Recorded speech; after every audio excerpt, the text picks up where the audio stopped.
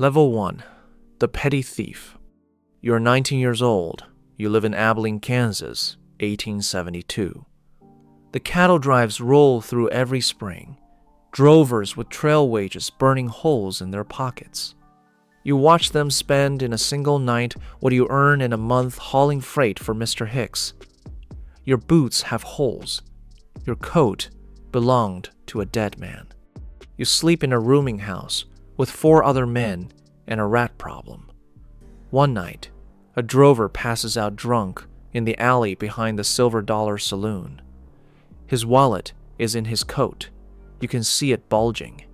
You look left, you look right, you take it. $11 and a pocket watch. You run.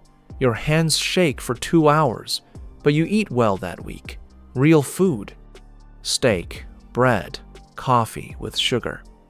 You buy new boots. Nobody comes for you. Nobody even reports it. That's the first lesson.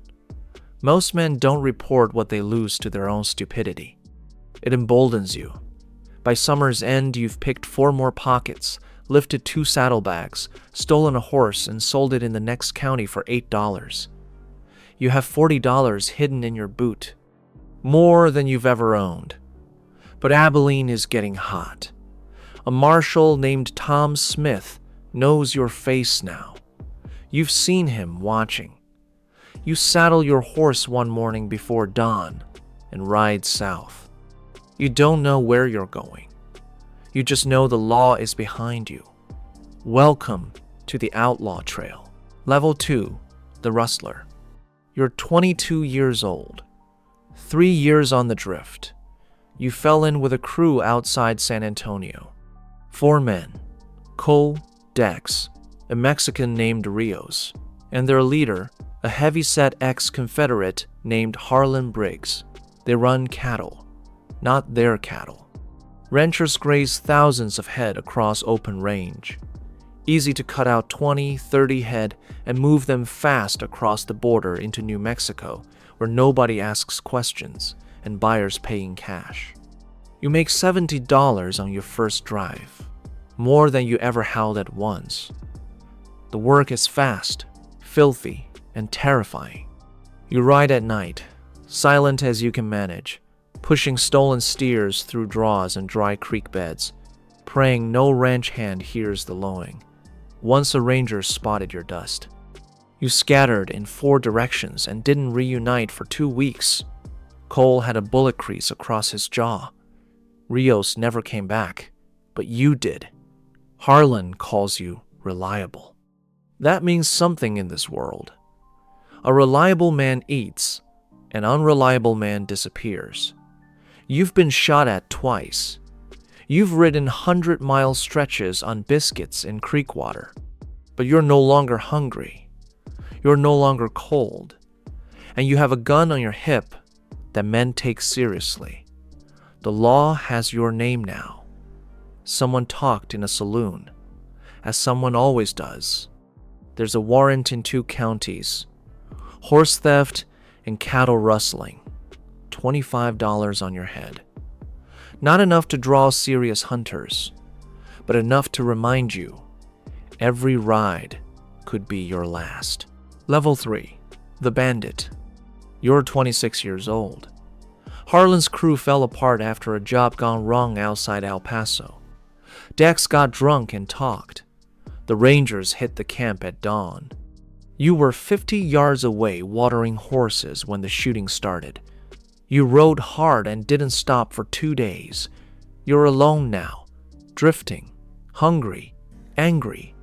In Mesilla, you meet Frank Stillwell, a man with quick eyes and quicker hands. He's putting together a job, a payroll shipment from the Silver City mines.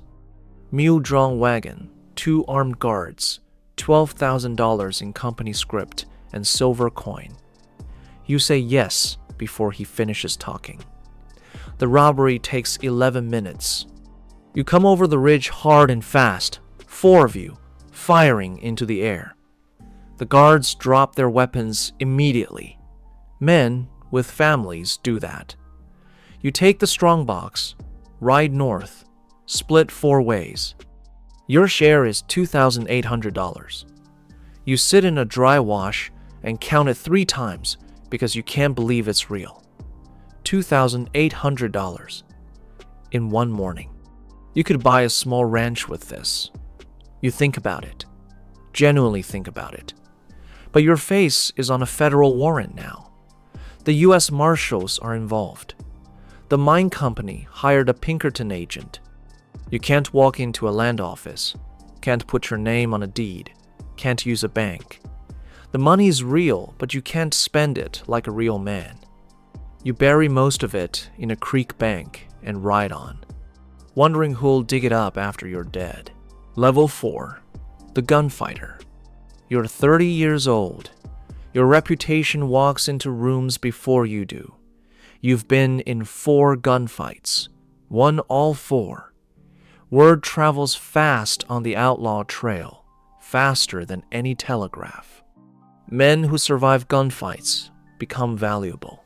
Gang leaders want them. Lawmen fear them.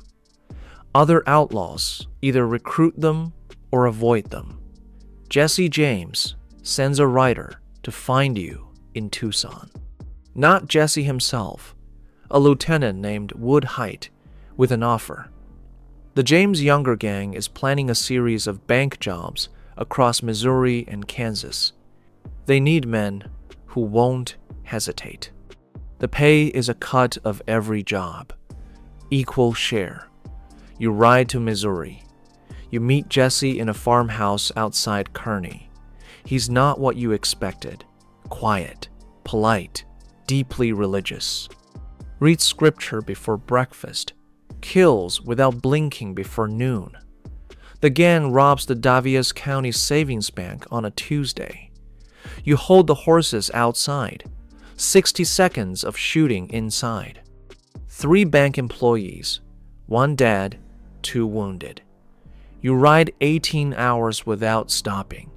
Your cut is $400.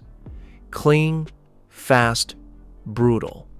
Over the next 14 months, you ride on 6 jobs. 2 banks, 2 trains, 1 payroll wagon, 1 county treasurer's office. Your total take is $3,200.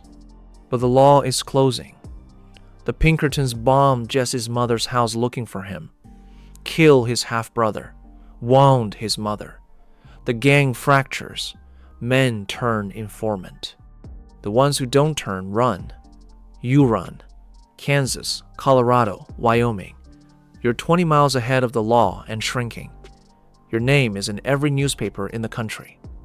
Jesse James, Associate. Armed and dangerous. Shoot on sight. You have money and a horse and 2 guns. You have nothing else. Level 5. The Outlaw King. You are 35 years old. Jesse is dead, shot in the back by Bob Ford for reward money. The James gang is history, but you are not. You built something in the years after. A loose confederacy of riders across Colorado and Wyoming. Men who know the land, know the law's weaknesses, know how to hit fast and disappear into the mountains. 12 riders at peak strength. You don't call yourself a leader. You don't need to. Men follow the one who keeps them fed and alive.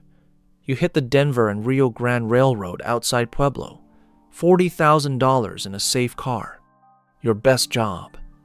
The railroad screams, the governor screams, the papers call you the scourge of the Rockies.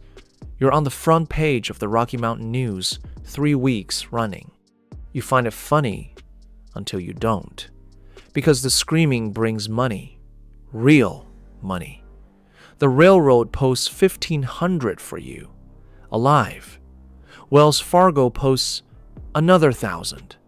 The governor of Colorado adds 500. 3,000 total. Enough to motivate serious men. A Pinkerton detective named McAllister tracks your crew to a line camp outside Steamboat Springs. 2 of your men are killed before sunrise. You escape on foot in the snow, 3 miles across a frozen ridge in boots that aren't made for it. You lose 2 toes to frostbite.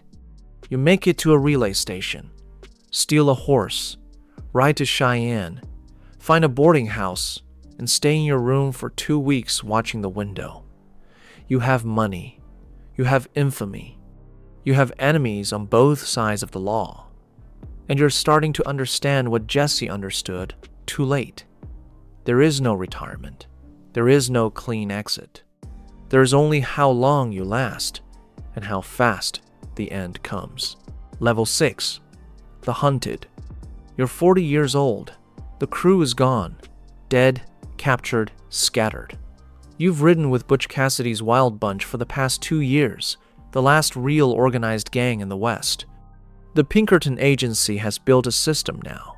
Telegraph networks, railroad cooperation, photograph files, informant networks in every town. They know your face. They know your horse. They know your habits. You can't stay anywhere more than 3 days. Can't buy supplies in the same town twice. Can't sleep without your boots on. You tried to go straight last year. Used a false name. Took work on a sheep ranch outside Laramie. 3 months of honest, ugly, freezing work. Then a drifter recognized you in the general store and the sheriff rode out that afternoon. You ran again. Butch went to South America with a Sundance Kid and at a place, offered to take you. You should have gone. Instead, you're in the San Juan Mountains in November with no crew, no plan, $200, and a horse that's starting to go lame. A bounty hunter named Heck Thomas caught your trail 2 weeks ago. You've seen his fire twice at night, closer each time. You know him by reputation. Relentless, patient. The kind of man who'll follow you to Mexico and back. You've run before, but the running is different now. Slower. Your knee aches in the cold. Your eyes aren't what they were. The land that used to feel like freedom feels like a trap with no exits. You make camp in a box canyon and spend the night listening to the dark, hand on your gun, waiting. Level 7. The Last Ride. You're 43 years old. Heck, Thomas found you in Cimarron, New Mexico. Not by tracking, by a 14-year-old boy who recognized you from a wanted poster and told the deputy for the $2 reward. $2. That's what ends you. The deputy wired Thomas. Thomas arrived with 4 men before sunrise. You're in the hotel when you hear the boots on the stairs. You know that sound. You've heard it in dreams for 20 years. You go out the window onto the roof. Make it to your horse in the alley. Thomas comes around the corner on foot, rifle up, 20 yards. He calls your name. You don't stop. He fires. The bullet takes you in the back of the left shoulder. You stay in the saddle. You ride. You ride for 3 hours on sheer will, bleeding through your shirt, soaking the saddle. Then the horse stumbles on a rock crossing and you go down hard. You can't get up. The shoulder won't let you. You lie in the creek bed, looking at the sky.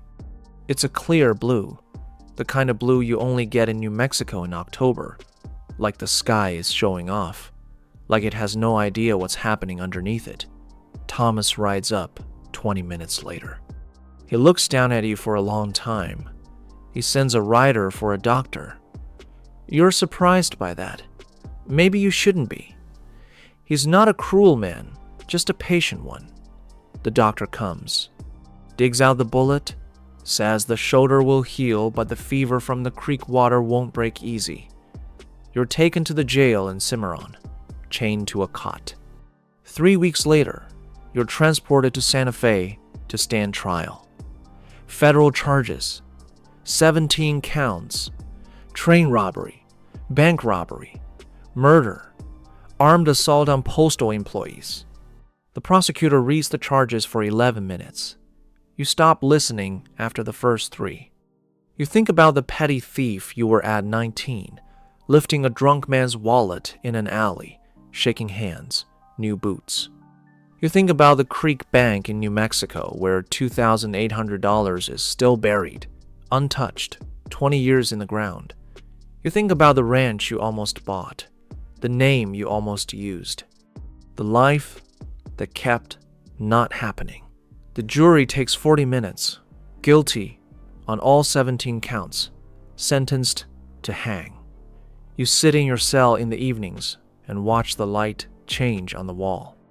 It's the same light everywhere, you notice. Jail or mountain pass, cantina or open plain, the late afternoon light hits adobe the same golden way. You never noticed that before. You had so many other things to notice. The hanging is on a Thursday. You walk out steady. The crowd is large. You don't look for anyone you know, because there is no one. You put on the hood yourself before they can reach for it. Small dignity. The last one you have, the drop is fast, and then the light, the golden October light, goes out.